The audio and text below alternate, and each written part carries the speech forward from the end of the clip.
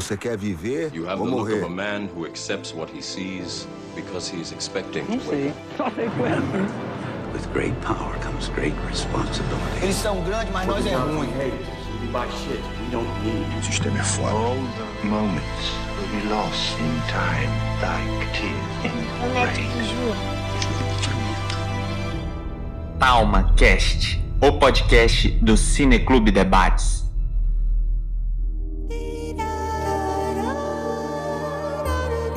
Sejam bem-vindos ao Talma Cast, o podcast do Cineclube Debates. Eu sou o Rafael Tardim, professor de filosofia e coordenador do projeto de extensão Talma Cast.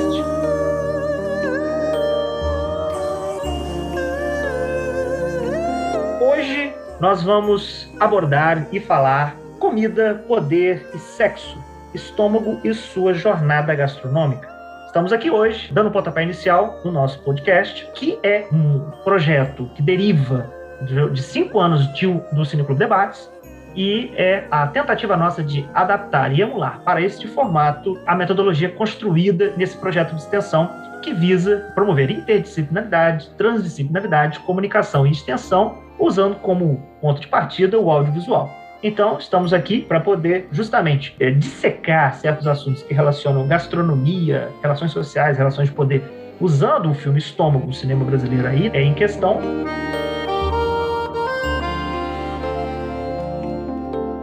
E passo aqui para os nossos convidados se apresentarem.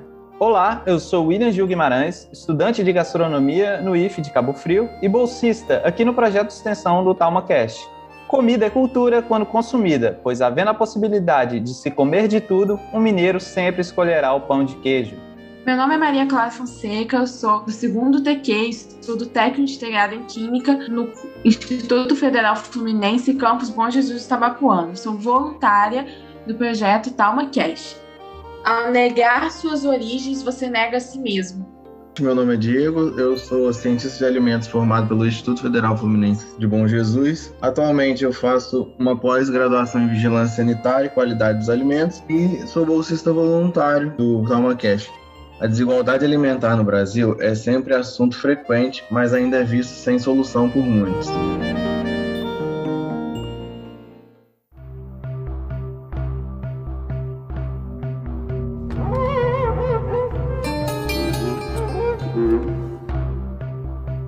A relação entre gastronomia, as relações sociais e de poder é uma relação muito interessante de se abordar, de se explorar. É muito interessante como a alimentação, para nós, ela é um elemento constitutivo da nossa própria construção. Não apenas no sentido físico, biológico, mas no sentido cultural, no sentido social, no sentido de construção disso que nos difere dos demais animais. Então, esse processo, o alimento como algo muito mais amplo para nós, para a humanidade, do que para os demais animais. E existem várias pesquisas, vários autores, vários livros, várias pessoas que propõem essa relação entre a alimentação e esses aspectos que fazem parte da característica antropológica. O interessante aqui é que a obra cinematográfica ela tem uma narrativa ficcional, mas ela traz elementos que podem ser correspondidos ao real, correspondidos à realidade brasileira, como o cinema permite uma filosofia diferente, uma filosofia filmada, uma filosofia que mescla o sentir e o pensar como algo orgânico, como essa capacidade de provocar, de ilustrar e de fazer refletir essas questões, torná-las imagens e, com isso, sensibilizar ou nos envolver de uma maneira muito mais além do que a simples racionalidade. Se a gente for trazer e usar o estômago como âncora para trazer para a nossa discussão a realidade brasileira, a discussão ela fica muito mais ampla e complexa, porque você está falando de política, você está falando de economia, você está falando justamente de constituição social e cultura dentro do assunto alimentação. E aí o filme, o Estômago, ele brinca com o nosso estômago em diversas cenas, em diversos momentos. É muito curioso isso, Dentro da nossa realidade, a realidade do povo brasileiro extremamente desigual, tem gente passando fome, polos extremos e isso, esse abismo, socioeconômico é visível todos os dias. Como pensar a alimentação como um processo que separa pessoas? Como a questão da alimentação ela ganha culturalmente também esse caráter de selecionados e excluídos. Por isso que eu acho que o William, quando ele propõe essa obra, ele traz a oportunidade da gente ampliar o nosso conhecimento do cinema brasileiro. Eu desconheci o filme Estou muito grato por essa oportunidade, porque com certeza nós vamos até, inclusive, repercutir isso em nosso programa lá no Instagram. A gente precisa de mais tempo para poder discutir. Então, foi interessante você iniciar essa fala, Rafael. Você falou de fome. Eu vou ter que datar um pouco o podcast, porque a gente está fazendo essa gravação ainda em tempos de pandemia, e a fome no Brasil voltou a ser uma pauta importante na discussão nossa dentro da nossa sociedade, né? Quando a gente fala em fome no Brasil, a gente está falando com insegurança alimentar nos nossos lares aqui é mais de 50%. O que isso quer dizer? Que mais da metade da população nossa brasileira não sabe o que vai comer amanhã. E isso, o filme, ele também faz uma ligação, porque logo no começo do filme já brinca com essa questão da fome quando o personagem é apresentado pra gente. Estar apto a desfrutar do banquete é um sinal de civilização. Aqueles que ignoram sua prática ou fazem um mau uso do banquete são classificados como não civilizados. O fato de ser aceito na mesa comum ou ser excluído dela apresenta um forte significado. O ritual do banquete também expressa status e posição social. Massimo Montanari, História da Alimentação. O ato de se alimentar, o ato de você comer, não é só ingestão de nutrientes, vai muito além disso. Por exemplo, a banana como o potássio, a banana não tem só potássio. E aí a gente consegue entrar na questão cultural e histórica nossa. Quando eu falo que comida é cultura quando consumida, ela também é antes dela ser consumida. Ela é quando é plantada. A comida ela é cultura quando é produzida. A comida ela é cultura quando ela é preparada. E ela também é cultura quando ela é consumida. E a gente consegue fazer também um paralelo desse consumo alimentar nosso com a sociedade. Pessoas que pensam em gastronomia pensam mais em chefe, né? Pô, então quer dizer que você é chefe, me passa uma receita. Geralmente a conversa vai mais para esse lado. Mas não é só isso. A gente estuda a nossa sociedade como um todo. Por exemplo, a relação do machismo dentro das cozinhas. E isso são temas que têm que ser abordados, que acabam sendo abordados dentro dos nossos estudos, né? A diferença de uma cozinha caseira para uma cozinha profissional, que os professores gostam de chamar de doma versus avental. Não, porque a pessoa está usando doma, então é um outro tratamento. Mas a cozinha de casa, do dia a dia, é vista de uma outra forma e muitas vezes até pejorativa. E talvez isso ocorra porque, na maioria dos casos, é uma mulher que está ali fazendo aquela comida, né? Geralmente é nossas avós, nossas mães. E a gente não dá esse olhar diferenciado. Fala, não, é a comida do dia a dia, mas é essa comida do dia a dia que move a gente no nosso dia a dia. Aí a gente entra também em questões de higiene e tem a própria biologia, que é a propagação de bactérias, que você não pode deixar, igual, por exemplo, a gente vê no filme, ele amarrando o queijo junto com tênis, com roupa lavada. Existe um processo de higiene que precisa ser tratada na alimentação, tanto em casa como fora do lar, porque a maioria das cozinhas fora de casa, elas precisam passar por uma inspeção sanitária, precisam tomar certos cuidados para não terem multas, até mesmo para a segurança de quem trabalha lá dentro. E quando você mexe com gastronomia, você está mexendo com a saúde das pessoas, né? Você pode literalmente matar alguém. Então precisa ter muito cuidado com asepsia e por aí a gente vai. Essa questão da empregabilidade do setor gastronômico, ele é visto como a gente vê no filme, né? É só uma pessoa ali no fundo cozinhando e não é bem assim. Essa pessoa que está ali cozinhando, ela precisa ter um mínimo de instrução do que ela está fazendo, justamente por conta das questões anteriores que eu levantei aqui. Você mexe com a saúde de outro, né? Então, nesse filme, eu quis trazer um pouco para a realidade que estamos vivendo atualmente no nosso país. Nós estamos nas piores crises sanitárias, do sistema de saúde e também do sistema alimentício, tudo ao mesmo tempo. E uma das falas que me marcou na internet, e acho que marcou toda a internet e todos que tiveram acesso a ela, foi a seguinte: Enzo Celulari, o filho da Cláudia Raia, né? Um cara da elite, de certa forma, não vamos mentir, porque ele é sim da elite, insinuou que o consumo de carne diminuiu, pois as pessoas começaram a ter consciência do quanto isso é prejudicial aos animais e ao meio ambiente. Ou seja, para nós analisarmos essa situação, enquanto o Brasil atingiu um ranking da fome, as pessoas literalmente não sabem o que vão comer no dia seguinte. Uma pessoa falou que elas pararam de comprar carne não porque não tem condições financeiras, mas sim porque elas perceberam o quanto isso é prejudicial.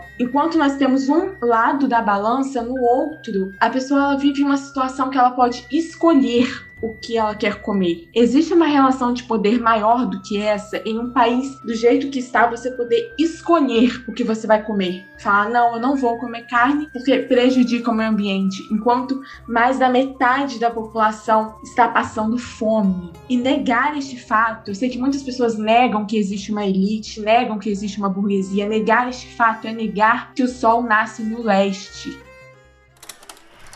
Para a sociedade greco-romana, dentro dos valores adotados por ela, o ato de comer ultrapassa a necessidade de saciar a fome e transforma o momento de se alimentar em um momento de forte sociabilidade e de oportunidade de comunicação. As relações com a comida são indicadores sociais de grau de civilização, uma forma de expressar e afirmar a identidade de um grupo e de expressar as relações de poder.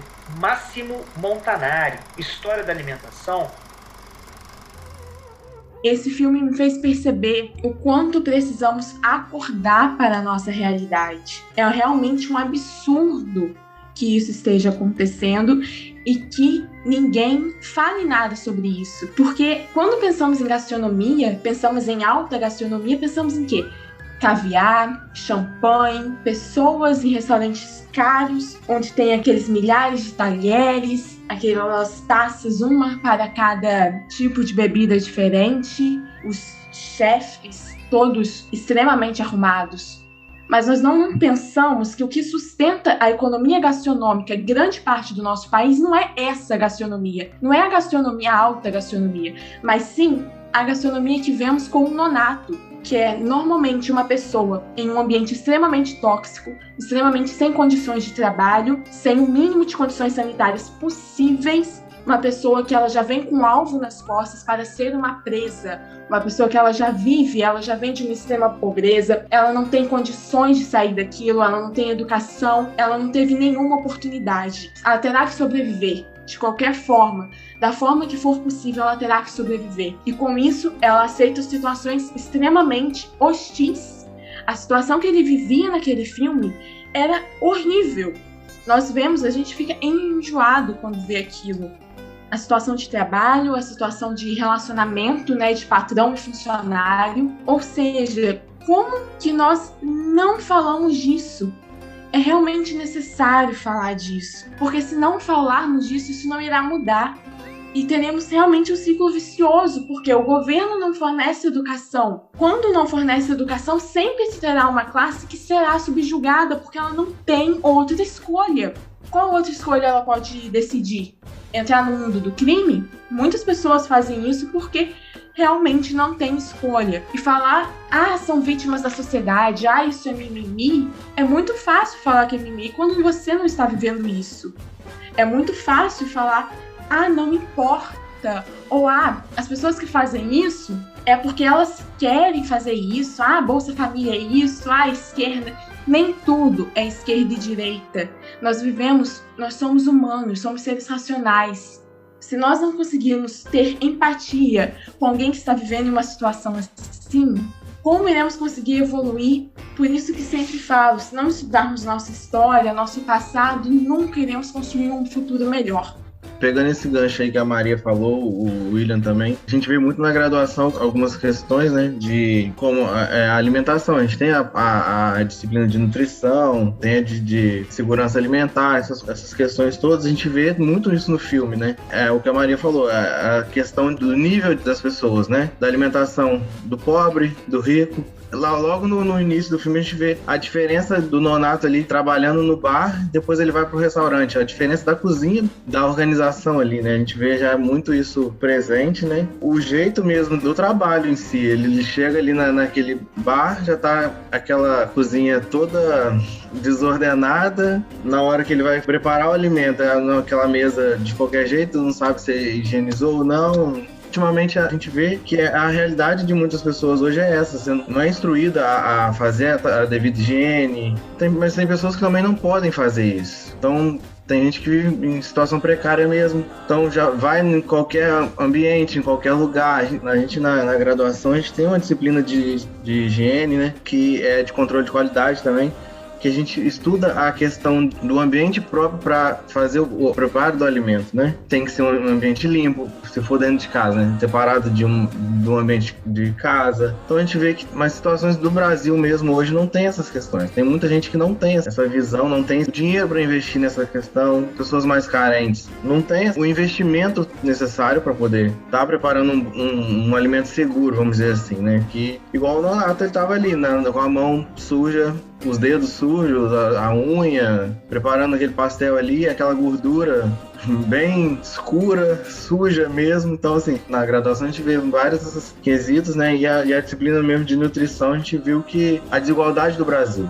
A gente viu muito isso nos programas que tem do governo, alguns programas, creio que nem tem funcionado muito esses programas de alimentação do governo, porque a gente não vê muito essas propagandas, né? Hoje é raro ver essas propagandas. Então a questão mesmo que eu trago é o olhar mesmo que eu tenho da graduação em relação ao filme, que é essa questão, essa desigualdade no preparo do alimento. Ali a gente vê, principalmente ali no presídio, né? Que eles preparam o alimento ali no meio de onde faz as necessidades fisiológicas e tá ali no mesmo ambiente. Aí um fala que já foi num país que come inseto, mas hoje em dia está sendo estudada essa questão, né, de ser uma alimentação do futuro, né, que é a FAO, né, que é a Organização das Nações Unidas, né. Tive um congresso, né, que teve uma palestra da FAO, onde se falou dessa alimentação do futuro, que são insetos. Eu até experimentei em si uns grilinhos bem tostados, assim.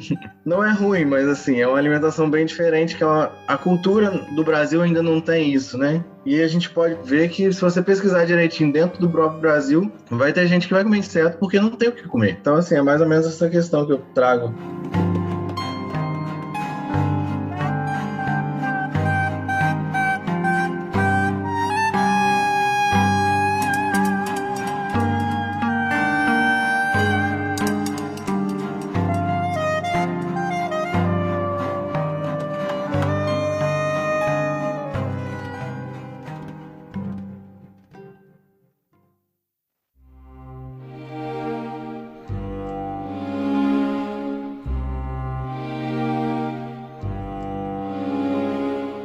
Bem, pessoal, o que a graduação, no caso do William em gastronomia e do Diego em ciência e tecnologia de alimentos, aborda essa relação que a gente está trazendo a partir do filme de alimentação como algo cultural, como algo de aspectos também sociais, de relações de poder, como muito mais do que o senso comum diz ser alimentação.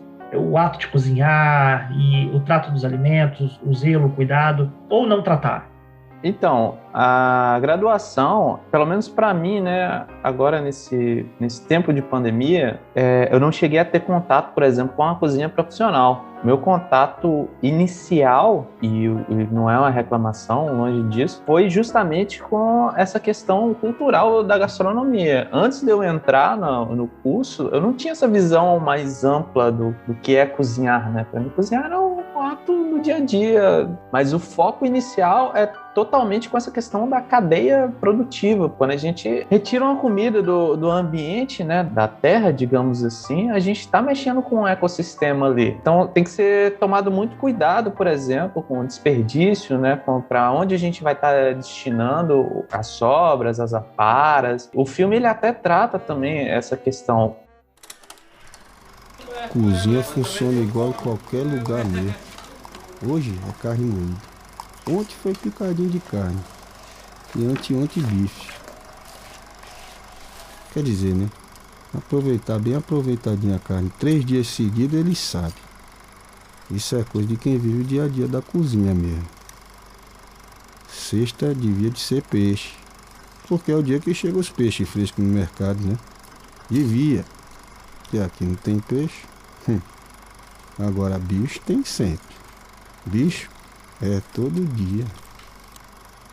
É exatamente isso, você tem que pensar no dia a dia ali. Existem cálculos, inclusive, para o manipulador de alimentos ali dentro de uma cozinha profissional, quanto ao desperdício dele, se ele está desperdiçando muito ou se não está. Voltando novamente na questão cultural, é como eu falei, é toda uma cadeia produtiva, onde a gente, no caso aí, indo pro tema do filme, que é o cozinheiro nonato, né? A gente, quanto cozinheiro, a gente não cria nada, a gente transforma. O setor agrícola no Brasil, digamos assim, esses que deveriam ser os verdadeiros guerreiros, né? Ali é a ponta, principalmente a questão da agricultura familiar, que, como a Maria até comentou, de programas governamentais de alimentação, em governos passados, justamente, era para fechar essa cadeia alimentar nossa, né? Os programas de combate à fome no Brasil, o programa de alimentação escolar, por exemplo, a aquisição dos alimentos são oriundos de agricultura familiar. Quando a gente fala de agricultura familiar, a gente não está falando dessas grandes plantações de soja e milho que a gente vê pelo Brasil, não. Porque isso aí não fica aqui. Isso aí geralmente é ração que vai para a China, vai para os Estados Unidos, vai para qualquer outro lugar e não fica aqui. Precisa olhar com muito cuidado da onde a gente está retirando nossos alimentos. Isso tem a ver com cultura. A gente não come soja todo dia, a gente não come milho todo dia. Esse é um dos grandes problemas que a gente tem que enfrentar hoje. É esse consumo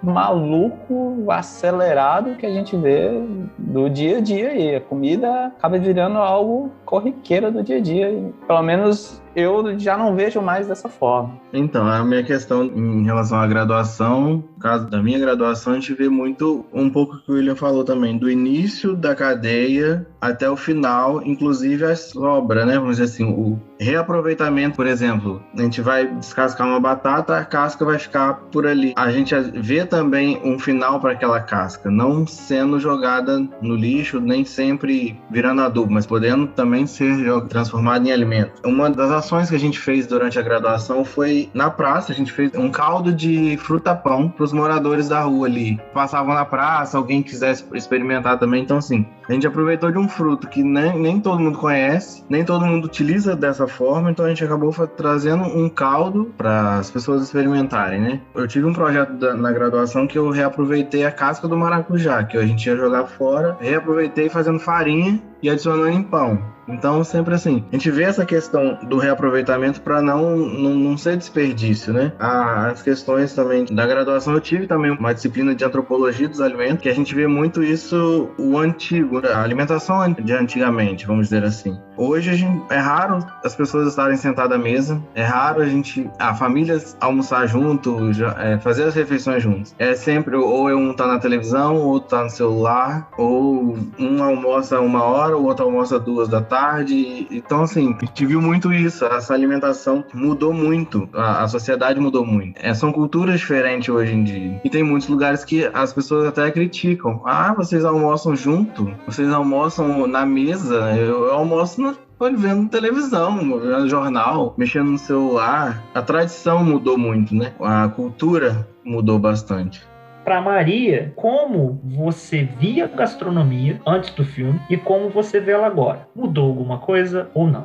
A visão que eu tinha sobre comida, sobre alimento, mudou drasticamente depois de assistir esse filme. Antes, sinceramente, eu via como algo básico, algo necessário, corriqueiro e cotidiano. Não tinha glamour, não tinha nada de especial, né? Eu tô comendo isso porque eu preciso comer. Agora, eu vi o quanto é sim, de certa forma, mágico. É sim incrível você pegar um alimento, conseguir transformar em algo e assim mudar a vida de várias pessoas. Sobre isso, eu queria até comentar um pouco na fala do William. Quando ele falou da soja e do milho e do agronegócio, né, que é uma das especialidades do nosso país, eu venho de uma família de agricultores agricultores. Agora eu estou na roça aqui dos meus avós. Então eu sei o quanto essa agricultura familiar ela é pesada, ela é cansativa, não tem feriado, não tem dia santo, não tem domingo, não tem nada. Você precisará água às plantas, esteja chovendo ou não, você precisará alimentar o gado, tirar leite. O mundo pode estar caindo em água. É o que você precisa e deverá fazer. E o quanto ela é desvalorizada. Você é desvalorizado, os produtos são desvalorizados. E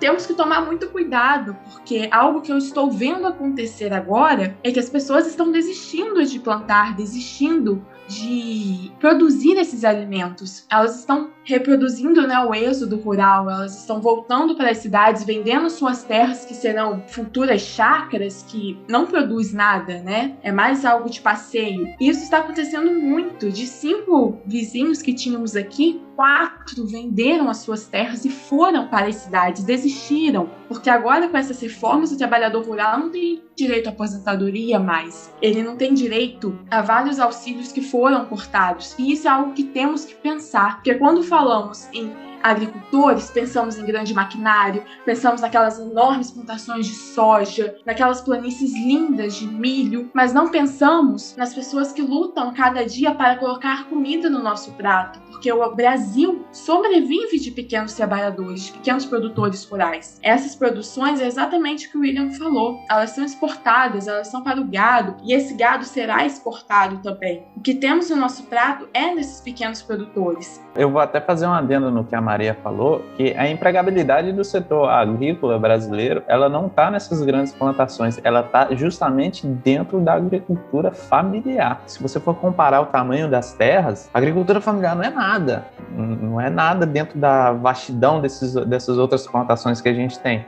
E ela mesmo assim consegue empregar mais do que uma mega plantação de soja, porque é tudo automatizado, é tudo no trator e controlado já, entendeu?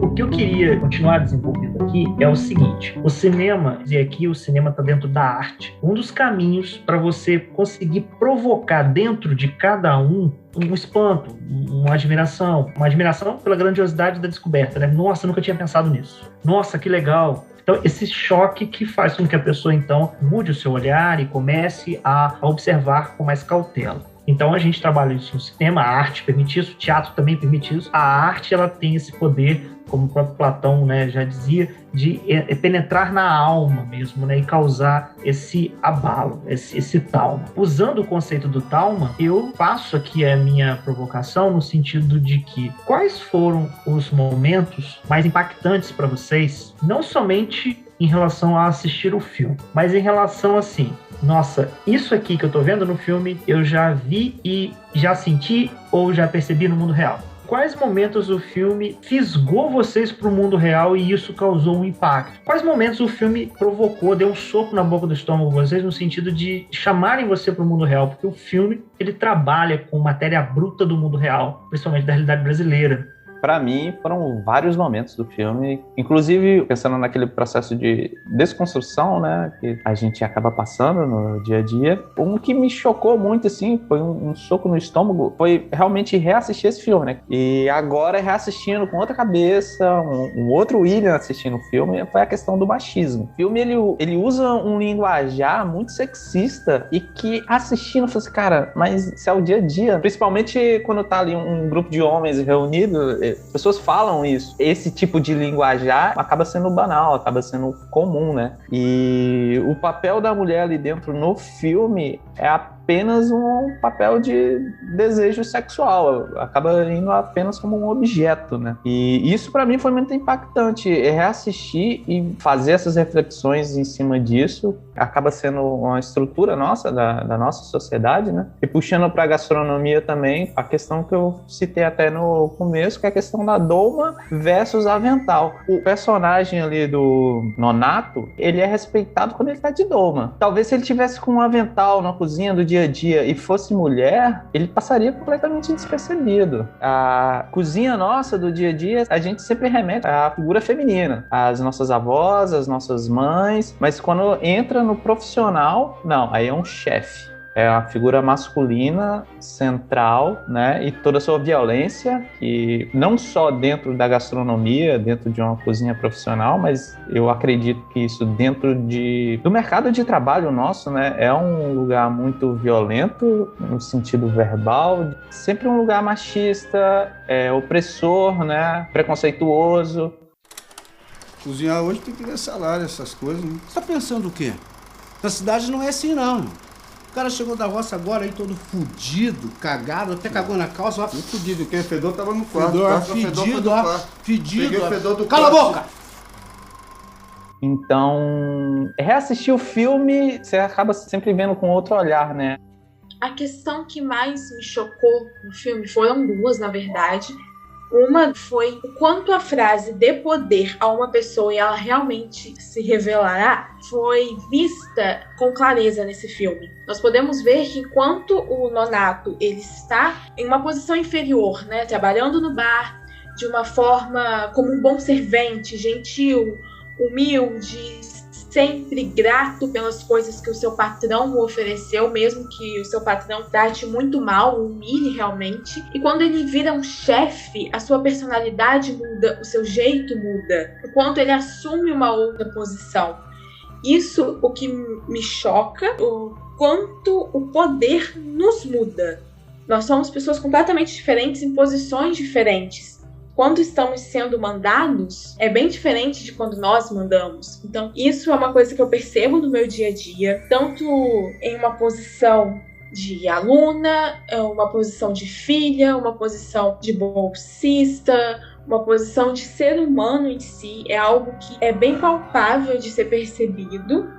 E a questão do machismo, né, só complementando o que o William falou, realmente me chocou no início. Teve cenas do filme que eu tive que parar, assistir de novo, né, dar uma respirada, dar uma volta e depois continuar a assistir o filme, porque realmente essa sexualização, essa objetificação da mulher existe muito. E o que eu gostei é que o filme não escondeu isso, ele mostrou isso de forma clara e de forma objetiva, que é o que realmente acontece. E enquanto muitas mulheres, para serem levadas a sério em um ambiente profissional que é dominado pelos homens, elas começam a se masculinizar. Elas começam a levantar o tom de voz, elas começam a não irem maquiadas, a pararem de fazer as unhas, a pararem de tirar, tirando assim delas coisas que a tornam mais femininas. A minha questão é só contextualizar o que a Maria e o William falaram. Essa questão de o chefe, né, ser a figura masculina numa cozinha. A gente vê muito isso em outros filmes, novelas, séries. Sempre é uma figura masculina mesmo que tá ali. Não se vê muito a figura feminina. Isso é bem complicado mesmo. Porque hoje não tem essa questão de o lugar certo de cada um, né? Todo mundo pode estar atuando nas duas áreas. E a questão que eu vejo que me impactou muito no filme é, como eu falei, puxar pro lado do lado olhar cientista, né? Na parte de alimentos, é a questão do preparo mesmo do alimento. Vamos dizer assim, antes da graduação a gente pensa de uma forma, mesmo a gente achando que não é normal, mas a gente faz. Depois que a gente vê o que acontece, se não fazendo do modo correto, né, no lugar correto, igual da mesa, de qualquer jeito, a gente sabe o que acontece depois, né, no uso incorreto das coisas na cozinha. Isso me chocou um pouco, por mais que eu já tenha visto isso, digamos, até em Bom Jesus a gente vê, né, essas pastelarias, essas lanchonetes, a gente acaba vendo. O McDonald's mesmo, a cozinha dele é aberta. Você não tem nenhum vidro para separar ali. A mesma pessoa que está atendendo, ela entra na cozinha, ela pega ali. Isso choca um pouco. A gente sabe dos riscos que correm, né? E a questão da diferença, né? Como a Maria falou também, de posições. Eu acho que o poder dele te dá uma liberdade que você não precisa ter em certas ocasiões. Ele ali no início no bar sendo maltratado pelo patrão e depois no restaurante ele já muda totalmente o jeito dele agir, né? Então é bem essas questões mesmo críticas do filme, né?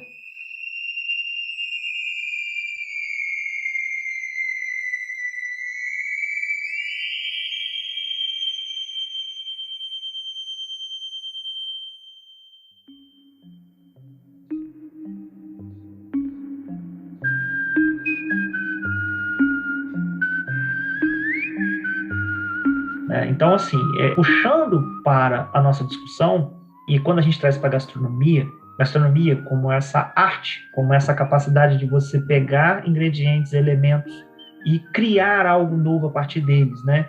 Dizem até, né, isso aí talvez seja o senso comum, de que a própria alquimia, né, ela vai se inspirar no ato de cozinhar para poder ter os seus princípios de justamente mistura, de você juntar esses elementos e produzir algo novo.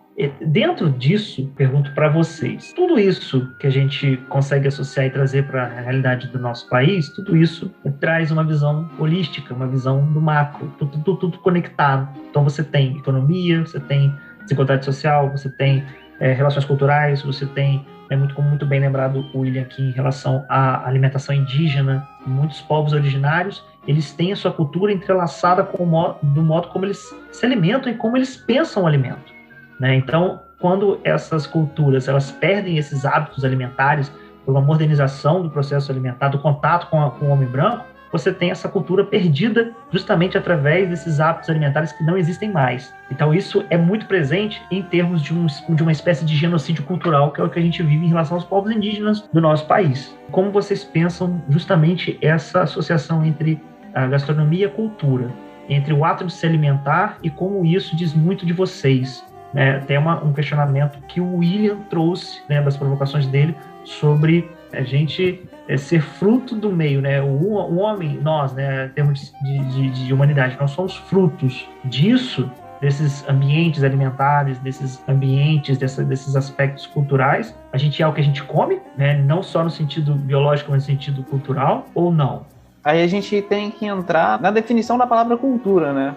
Porque às vezes é meio vago, né? Você saber o que é cultura. Cultura a gente pode entender como um conjunto de hábito, crença e conhecimento de um povo, grupo. Por exemplo, quando a gente fala de agricultura, é a cultura do plantio. São técnicas e formas de se plantar e de se colher que vão passando ao longo das gerações, ao longo dos anos, criando ali uma cultura. Quando a gente associa gastronomia com cultura, a gente está justamente pegando todo esse ciclo do plantio, da colheita e da transformação do alimento como cultura. São o quê?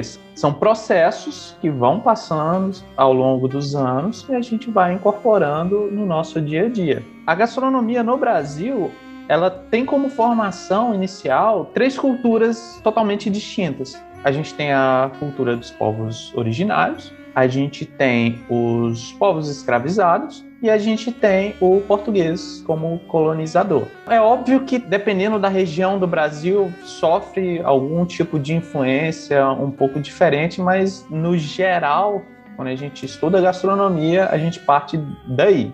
E como é engraçado que entra a questão do colonizador. Quando a gente estuda gastronomia, a gente estuda técnicas e formas de produção francesas.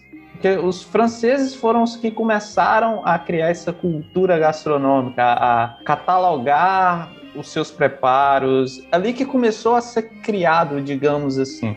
Mas isso não exclui que, os povos indígenas, eles têm a sua cultura alimentar, eles têm a sua forma de se alimentar, de preparar, de plantar e etc. Assim como também os povos africanos.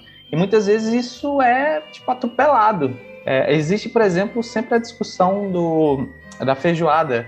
Não, mas a feijoada não é africana, porque os povos escravizados aqui no Brasil não tinham tanto acesso à proteína dentro do feijão, assim. A associação dele é o cassoulet, é francesa. Mas não é assim também, porque se você for olhar dentro da cultura africana, existem esse tipo de processos, de caldos e tudo mais. Então, esses 2 povos que eu citei no começo, eles são sempre vistos como objetos de estudo. Isso eu aprendi com a professora Lawrence Alves. A gente sempre olha para esses povos como objetos de estudo, não que precisa ser estudado, os processos deles sendo estudados. E isso é muito engraçado. E respondendo sua pergunta, Rafael, de certa forma a gente é o que a gente come. A gente consegue identificar da onde o Rafael veio, né? Só pelo seu hábito alimentar. Quando eu brinco no começo lá, né? Se a gente pode comer de tudo, por que o mineiro sempre vai escolher um pão de queijo? Porque faz parte da formação dele. Ele cresceu comendo pão de queijo. É óbvio que a gente tem também muita ligação com questão sensorial e tal, porque a comida ela desperta emoções também, né? Quando você come uma comida muito boa, você passa por esse processo cultural e esse processo histórico seu de relembrar comidas do passado, de preparos de algum ente familiar seu e tudo mais. Então a comida ela consegue fazer essa costura. Por isso que a gente às vezes gosta de uma comida, às vezes a gente tem um trauma de comer algum tipo de coisa porque você teve uma experiência ruim e você acaba carregando isso. Então, no geral, a gente é o que a gente come e a gente consegue identificar de onde a gente vem pelo tipo de comida que a gente come. Apesar da vastidão do Brasil, né, cada canto do país, a gente às vezes vê pratos de comidas que a gente não faz noção que existem, né? O próprio filme até cita lá a questão da formiga, e eles vão lá para a Colômbia. Falam, não, aqui na Colômbia, você não precisa ir muito na Colômbia, você pode ir lá no Amazonas, que se consome formiga lá. Tanto que o próprio Alex Atala, ele freta aviões direto, cheio de carregamento de formiga para levar para os restaurantes dele em São Paulo. Essa pergunta sua, Rafael, ela me lembrou de uma situação que eu sempre fui uma pessoa muito curiosa. Então, um dia eu perguntei pra minha mãe por que a gente come arroz e feijão todo dia, menos em datas festivas. Aí ela foi bem educada, né, de uma forma bem direta, respondeu, é porque isso que brasileiro pobre classe média come. Então, eu comecei a pesquisar sobre isso e realmente, se a gente for ver diversas partes do nosso país, existem diversos pratos, existem diversas linhas gastronômicas que a gente aqui nunca ouviu falar. Mas se tem algo que une o nosso país, é o arroz e o feijão. Todo dia a gente come arroz e feijão, menos em datas comemorativas, mas mesmo assim ainda tem um arroz, seja de outra forma, ou um feijão tropeiro, alguma coisa ainda está ali. Então, isso me fez questionar, sim, nós realmente somos o que nós comemos, e eu falo isso de uma forma bem simplista que nós podemos ver, determinar de onde a pessoa vem, de qual classe ela é, pelo que ela come. Por exemplo, você não vai ver alguém de classe média alta ou rica comendo arroz e feijão todo dia. Você não vê isso. Isso é mostrado em vários reality shows de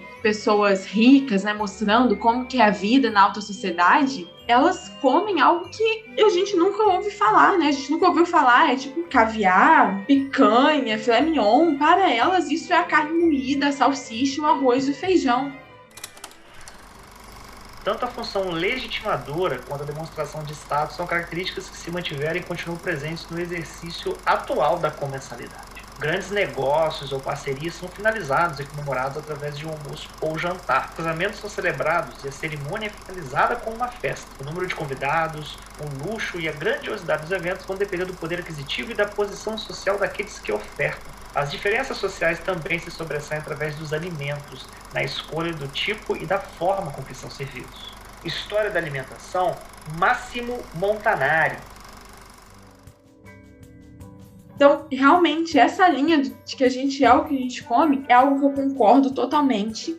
É algo que, infelizmente, ela nos define e as pessoas usam a comida como uma forma de poder, como uma relação de poder. Se eu como caviar, eu tomo champanhe, o meu prato ele tem filé mignon e o seu não, isso mostra que eu sou melhor do que você, eu sou superior a você. Infelizmente, isso é algo que acontece muito no nosso país, não só no nosso país, em diversos outros. E eu quero pegar a linha do que o William falou, de quanto essa apropriação cultural é muito grande.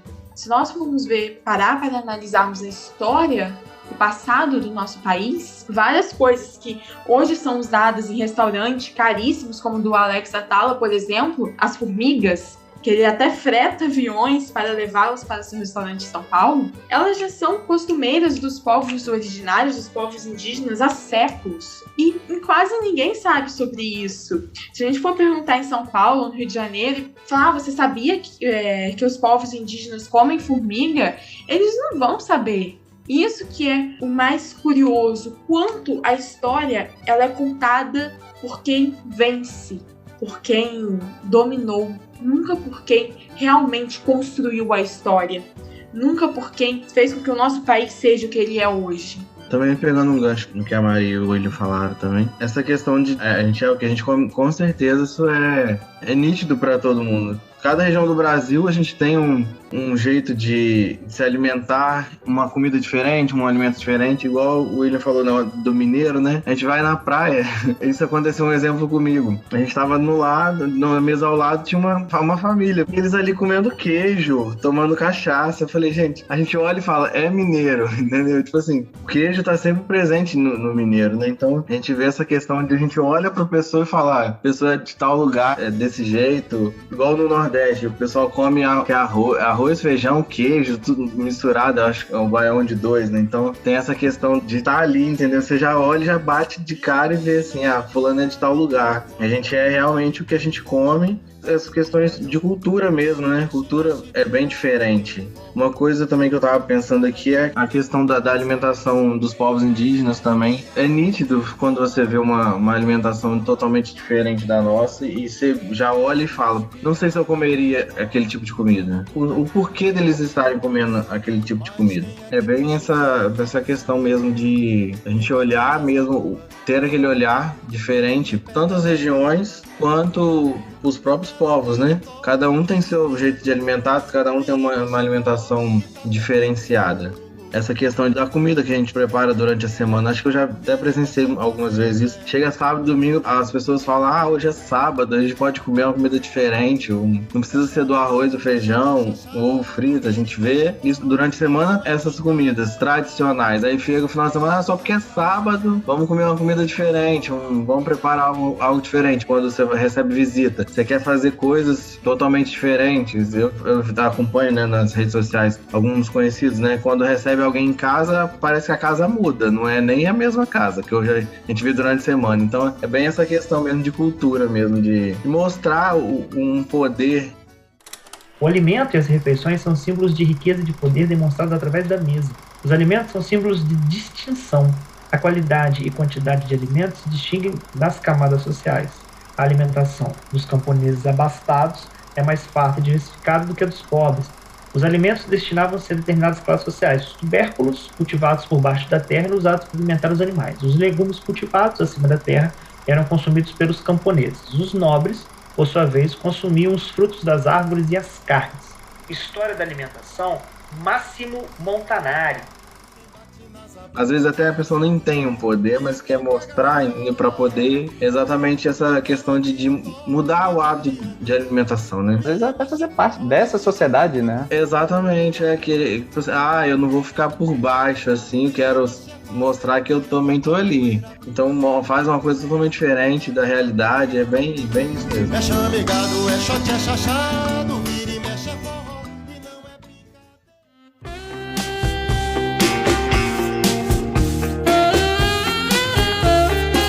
Na vida, há os que devoram e os que são devorados. Raimundo Nonato, nosso protagonista, descobre um caminho à parte. Ele cozinha.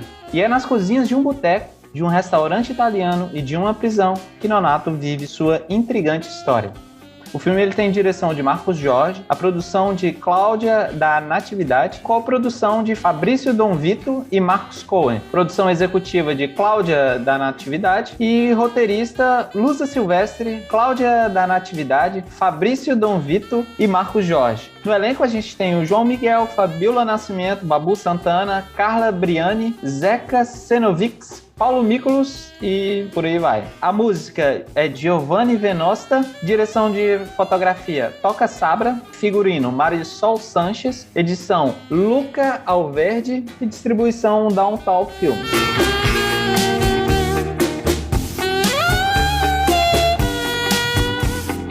O filme explora uma forma de apresentar as narrativas de um jeito muito curioso, porque você tem dois tempos. Você tem o Nonato antes de ser preso, você tem o Nonato na realidade da cadeia. E é muito curioso porque a obra cinematográfica ela vai te conduzir até o final sem apresentar um momento de conexão entre o passado e o presente. Só no final do filme é que você tem o crime do Nonato, porque você se pergunta a narrativa inteira o que esse cara fez para estar preso. Então isso é muito interessante. É a forma como a narrativa, em dois tempos distintos, vai te conduzindo e a sua curiosidade para saber aonde que amarra, né, o Nonato, aprendiz, né, de chefe, é uma pessoa que com perspectiva, inclusive na vida amorosa, ela vira para aquele cara que está lá dormindo no chão, né, da cela e que está ali dentro, realizando uma ascensão social dentro da cela por causa da gastronomia. E o filme ele entrega isso de uma maneira bem interessante, bem impactante, não apenas sozinho. Ele traz um plot twist muito, muito, muito interessante,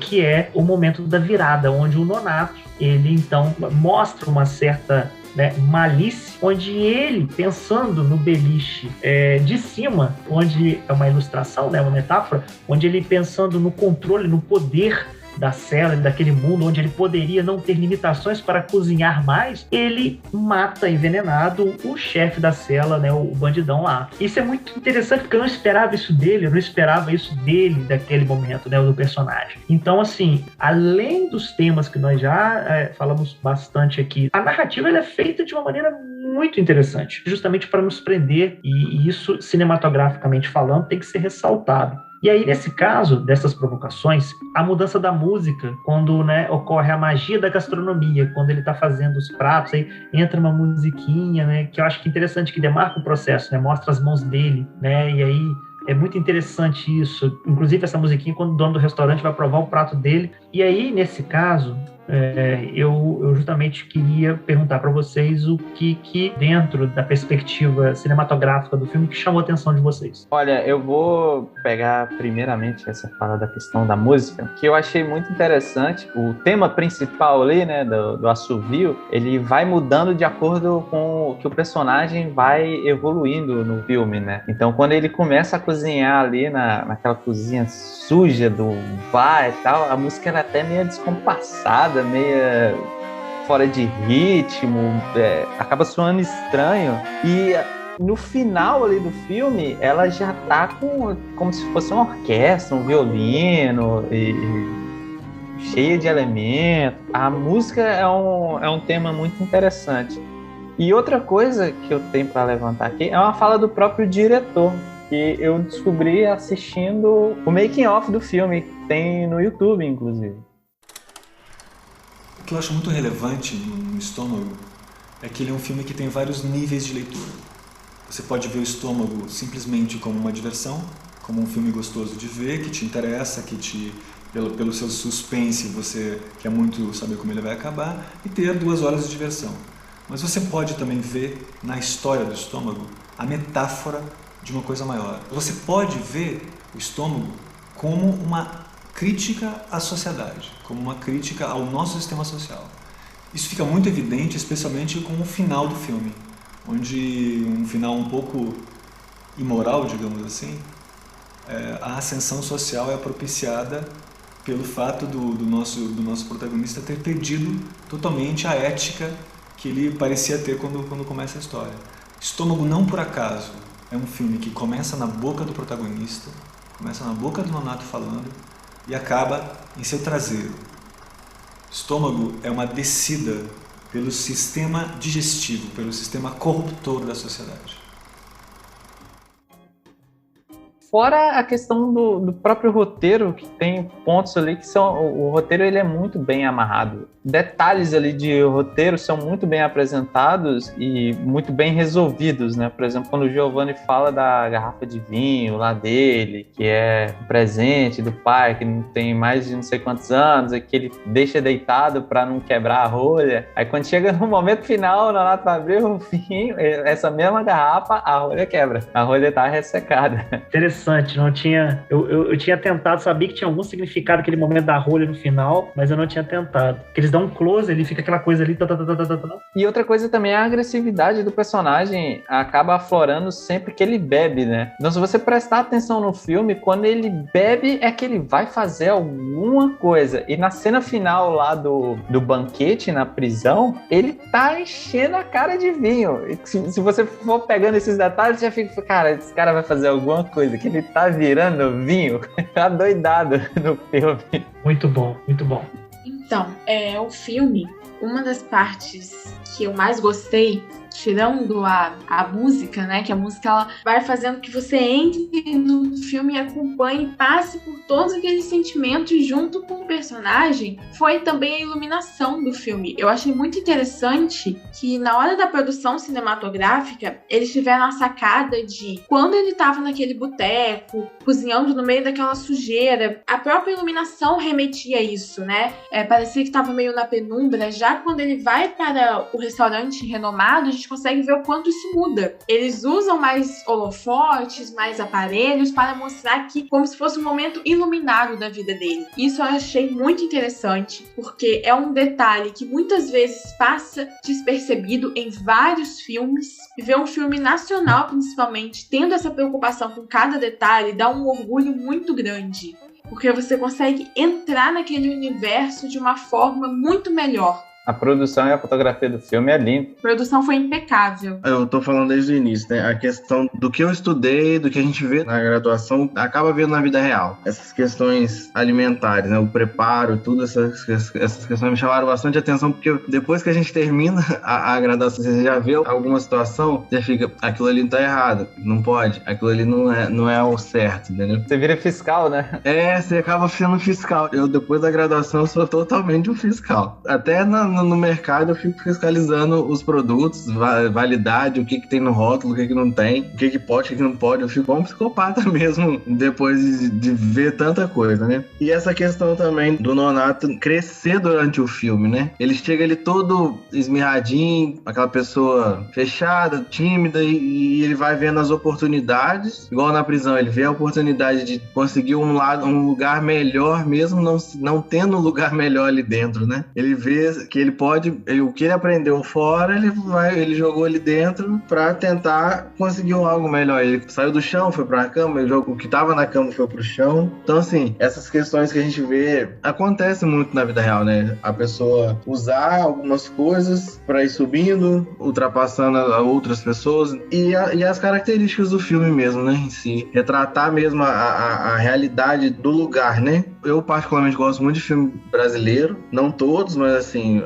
eu vejo que tem muitos filmes brasileiros que são bons. Do filme em si, cada detalhe que eles colocaram, questão de música, cenário, tudo foi muito bem pensado, assim, foi um filme muito bom.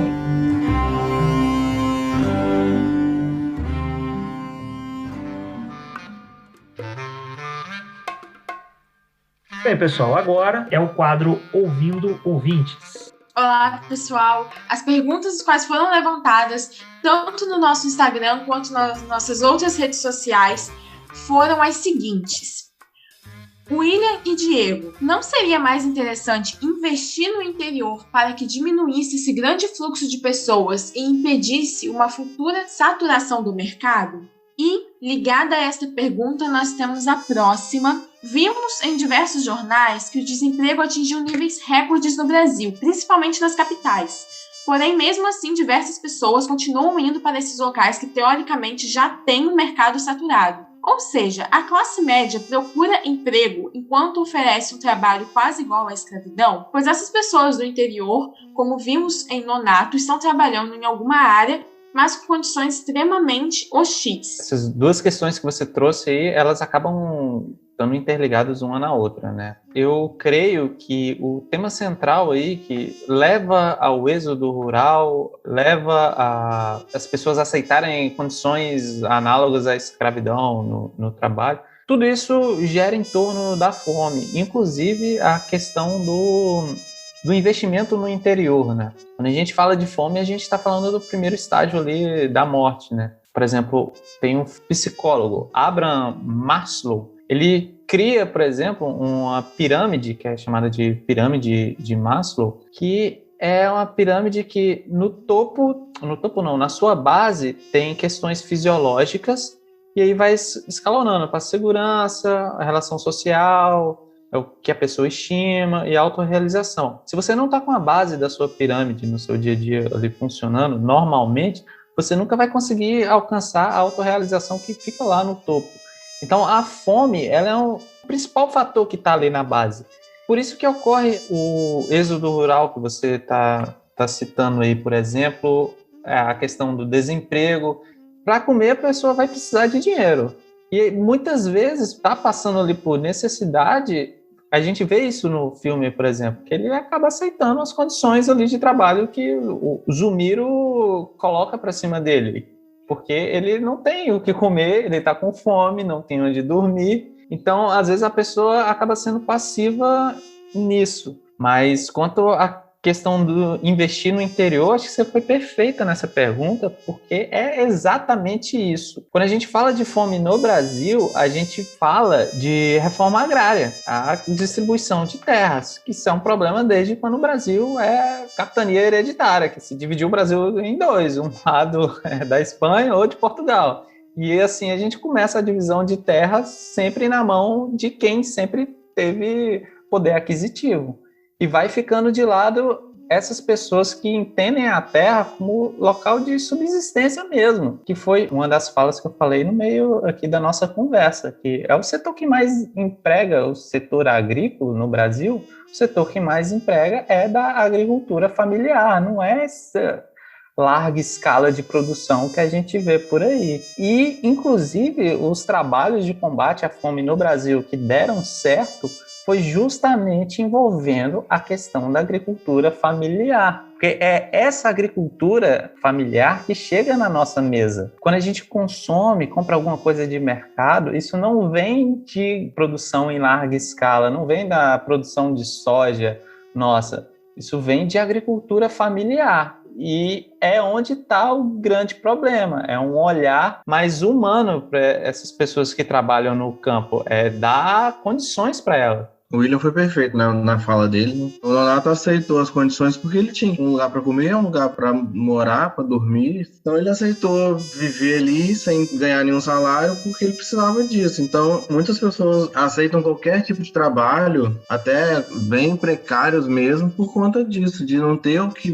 comer, não ter onde ficar e acaba ficando. Não sei hoje em dia, mas a gente vê muito em alguns filmes também essas questões de as empregadas domésticas, né? Vamos dizer assim, elas vivem dentro da casa do patrão, trabalha 24 horas para sustentar a família, eles aceitam qualquer tipo de trabalho. E a questão do investir no interior, eu acho assim, falta muito isso desse investir no interior, né? Porque, é igual a gente estava falando anteriormente, né? Não se vê falando na televisão as agriculturas familiares que existem, nem todas, né? Algumas até aparecem um pouquinho e tal, mas você vê muito nas propagandas as grandes produções, né? De soja, grandes produções de alimentos e grãos, essas coisas. E você nunca vê essa questão das pequenas produções, né?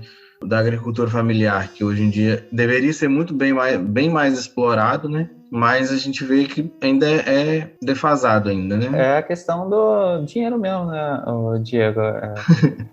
Sim, exatamente. O agro é pop, né? O agro é que tem o dinheiro. Então, você vai ouvir falar na TV do agro o tempo todo. Exatamente, mas você vê o agro das grandes produções, né? Não vê o pequeno, e é o investimento mesmo. Exato. Que falta também um investimento, talvez, do governo para essas pequenas propriedades, esses pequenos produtores, né? Falta muito esses recursos. Então, acaba que não é explorado, não é visado, né? Exatamente. Suas respostas foram excelentes, muito obrigada. E para finalizar, eu tenho só mais uma pergunta que é muito interessante e retrata muito as classes sociais do Brasil. A pergunta é: podemos ver que Nonato já tem um alvo nas costas, ou seja, ele já tem uma predisposição a ser subjugado. Vem de uma situação de extrema pobreza, sem estudo, sem condições de ascender socialmente. Isso me levou a questionar o porquê de não termos atualmente políticos e partidos no poder que olham para essas pessoas. Ao contrário, temos cada vez mais elitistas, fascistas e a burguesia no poder, que curiosamente são apoiados pela classe média, que, como é possível ver no filme, é a que mais reproduz a escravidão. Ou seja, essa classe, a classe média, prefere que seja assim? Pois se as pessoas pobres começarem a ter mais oportunidades e qualidades de vida, em quem a classe média vai mandar? Eu vou voltar de novo na questão da reforma agrária, porque eu acho que tem total a ver com isso. Um dos grandes problemas de desigualdade no Brasil parte da reforma agrária. O Brasil, ele teve sua construção como país voltada na questão das divisões de terras feitas por Portugal e tudo mais. Sempre eram entregues a homens de grandes posses. Ao passar dos anos, a Lei de Terras, por exemplo, foi feita por essas pessoas com grandes posses que começaram a fazer o processo político no Brasil. Então, é óbvio que a pessoa que está no poder, detendo dinheiro, detendo as terras, terra era poder, né? Igual aqui no filme, a comida é poder. Eles querem manter o status e as leis que vão sendo feitas ao longo dos anos é para manter esse status quo. Quem está no poder quer continuar no poder, não quer trocar de lugar com quem está mais embaixo. Infelizmente é assim que funciona e mudar isso é difícil. A gente fala muito no Brasil de questão de trabalho social, que a gente teve, por exemplo, com o combate à fome, onde tirou o Brasil da fome, mas pouco se mexeu nessa questão da reforma agrária. O combate à fome no Brasil ajudou bastante a questão da agricultura familiar, mas ainda continuou mantendo o poder na mão de quem tem o poder. E como tudo aqui parece que funciona, é em torno do dinheiro, é quem financia, né? E quem financia o Brasil, quem gera dinheiro no Brasil, é a venda desses produtos que eu falei em larga escala aqui para fora, que é a questão do agro, é onde o agro é pop, o agro é tech e o agro tá aí. Se você olhar hoje, por exemplo, no Brasil, a questão da demarcação de terras, por exemplo, essa galera está sendo incentivada a continuar fazendo isso. Então, é difícil, porque como eles são detentores do poder, detentores do dinheiro e até dos meios físicos para fazer esse trabalho que está sendo feito, eles vão fazer e vão continuar tomando na mão grande. Vai ser difícil mudar esse status quo. Por isso que quando uma pessoa sai de um lugar de extrema pobreza, digamos assim, né, não fala que o Nonato ele vem da extrema pobreza, mas a gente consegue interpretar isso porque ele chega com a mão na frente e outra atrás, não tem dinheiro para comprar uma coxinha. É o êxodo rural. Tipo, como não tem oportunidade dentro do campo, as pessoas vêm para a cidade. E, historicamente, é assim que começa a surgir a questão da alta concentração da população dentro dos grandes centros ali. E como não tem dinheiro, você precisa comer, você precisa ter onde morar. Aí começa a vir a violência. É o que você mesmo falou, a pessoa já vem marcada, né? Já tem um alvo ali nela. É exatamente isso. O que eu ia falar as pessoas visam muito a cidade grande como uma grande oportunidade para poder crescer. Então, o poder... Mas quem já está na cidade não quer dividir esse espaço com quem está vindo do interior. Então, acaba que o poder fica ali. A pessoa que está no poder não quer descer. Então, é uma desigualdade muito grande. Porque era para ter, mas nunca vão ter a mesma oportunidade e acabam entrando em outras situações, outras vidas e para conseguir alguma coisa, vem para a cidade, sai do interior, vem para a cidade grande, tentar chegar num poder, mas não consegue porque quem está lá não quer descer, não quer ajudar quem está começando. Muita gente, a gente vê isso até dentro de empresas mesmo, né? Quem já está num pódio mais alto não quer ajudar nem a pessoa que está lá embaixo a subir junto, quer ficar ali, quer que ser sempre ele ali. Então a desigualdade está muito grande nessa questão também, entendeu? Muito obrigada pelas respostas. E assim encerramos as nossas perguntas.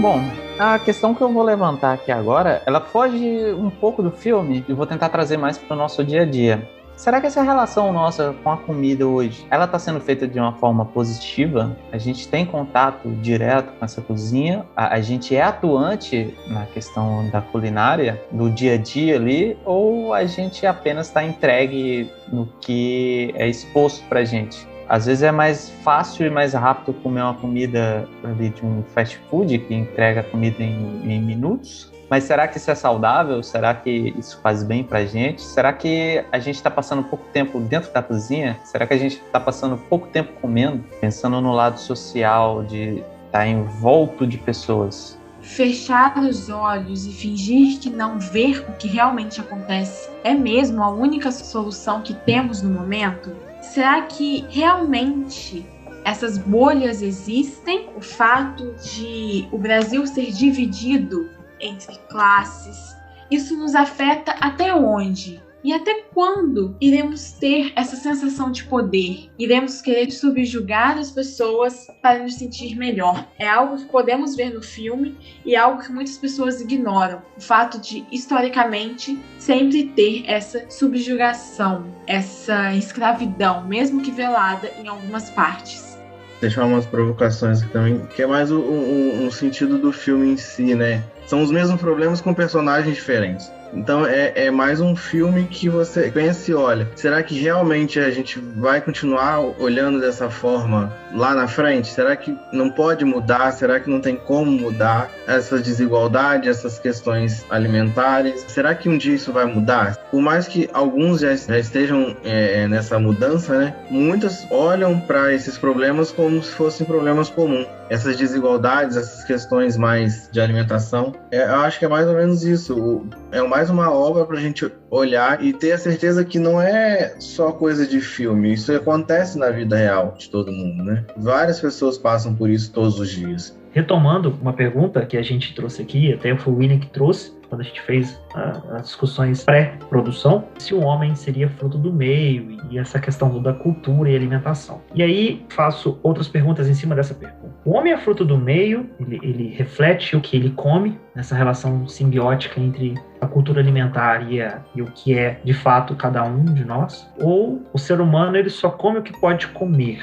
Que sentido? No sentido justamente desse poder aquisitivo, poder de acesso social e econômico ao alimento. Porque se a gente é o que a gente come, então a gente só é o que a gente pode ser. Ou seja, se a nossa condição existencial ela está relacionada à condição de acesso aos alimentos, e aí o que a gente come, mais do que representar o que a gente é, a gente come o que a gente pode comer no sentido de poder aquisitivo, de acesso. Então, de uma maneira direta ou indireta, a gente acaba construindo para nós hábitos, sejam alimentares ou não, aquilo que essas condições existenciais permitem. Será que realmente o que a gente come nos define? Porque será que o que a gente come é o que a gente consegue comer, pode comer em termos de poder aquisitivo? Será que se a gente não tivesse esse poder de acesso aos alimentos, nós comeríamos determinados alimentos? Eu queria deixar essa provocação para todos, para vocês que estão nos ouvindo, e convidar vocês a compartilhar o que vocês também pensam, ou pensaram, né,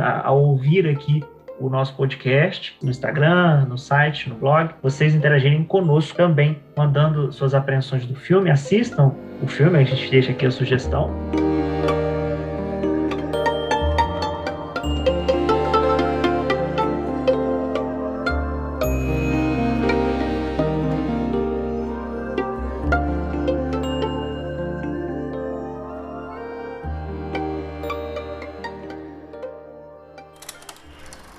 Cozinhar é uma arte, é que nem cantar, pintar. Precisa ter conhecimento para saber misturar as coisas, saber que isso vai ficar gostoso com aquilo, saber quanto tempo precisa para ficar assado sem perder o sabor dos ingredientes. Cozinhar é uma arte, Nonato. E aqui é o nosso ateliê. A cozinha e os temperos, os ingredientes é que são as nossas tintas.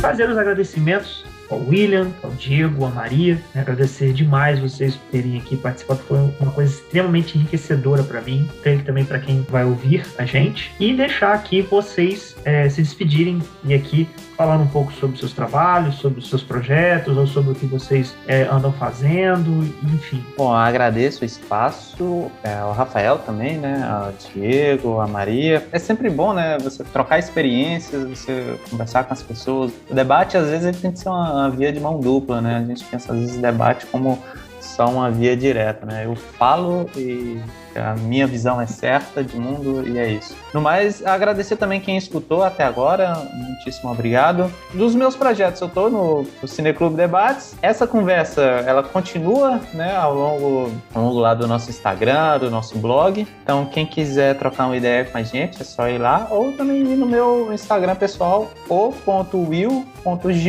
E tenho outros projetos de podcast. Eu tenho a Voz Afro, que você pode escutar no Spotify, em qualquer lugar, que é um projeto para dar voz e debater temas relacionados à cultura preta. Então a gente tem um episódio lá com a Laurence Alves, que é só sobre gastronomia e afro-brasilidades, que é um episódio que tá lindo. Mas é isso, obrigadão aí pra você que acompanhou até agora. Eu gostaria de agradecer as pessoas que nos ouviram até agora, que participaram do nosso debate, das nossas reflexões, provocações. E também agradecer ao Rafael, ao William, ao Diego, por proporcionar esse momento. A gente está vivendo em uma situação que é muito difícil conseguir debater, conseguir aprender, conseguir discutir, conseguir ver vários pontos de vista sem ser extremamente julgado e rechaçado. Então, provocar momentos assim é maravilhoso. A gente está horas falando e parece que eu tô aqui há poucos minutos, porque são vários assuntos e é uma liberdade tão gostosa que a gente não quer parar de falar. E é isso, eu quero agradecer. Os meus projetos é o Cineclube Debates. Se alguém quiser entrar em contato comigo, tem o meu e-mail, mfonsecavisoto, com Z e 2 T's, @gmail.com. Descendente de italiano é cada nome que realmente complica um pouco. Mas é isso, muito obrigada e espero que tenham gostado. Eu queria agradecer também ao Rafael pelo convite, né, para estar participando dessa experiência muito incrível. Ao William e à Maria também por trocar o conhecimento, a gente apontar diferentes posições do filme, né? A gente acaba vendo o que a gente não conseguiu ver, né, em detalhes ali no filme, né? Acaba vendo outras observações. Se for pegar para ver o filme novamente, vai olhar com aquele olhar bem diferente, né? Meus projetos, basicamente, o Cineclube, o TalmaCast, e se alguém quiser algum questionamento em relação ao meu Instagram também, pode me chamar no direct do Instagram, que é @Almeida_Diego_P. E também para só divulgar, né, a minha empresa, né, de artes e de brindes, a The Art Brindes, também está no Instagram, @The Art Brindes, o ponto oficial. Pode procurar lá, a gente tem artigos personalizados. Vamos começar também, aos amantes do Cineclube do TalmaCast, também fazer alguns produtos do projeto em si pra gente divulgar. Então é só procurar lá no direct também, que a gente trabalha aí com vários brindes. Então agradecer mesmo o convite a todos que estiverem assistindo, estaram assistindo aí, né?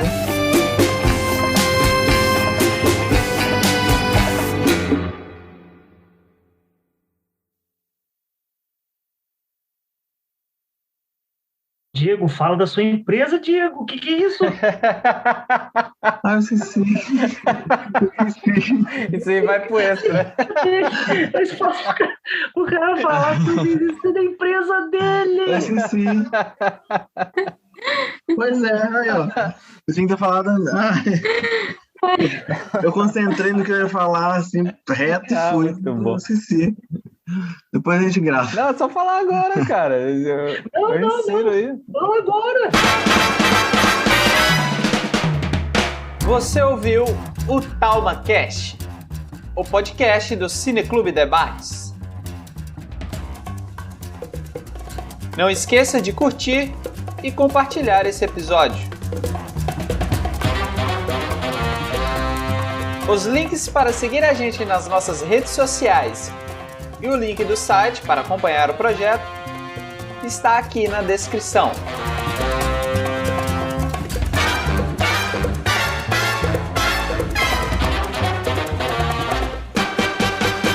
Quem assina essa edição é o William Gil, que no caso sou eu, ou Will. Para você que nos escutou até aqui, o nosso muitíssimo obrigado.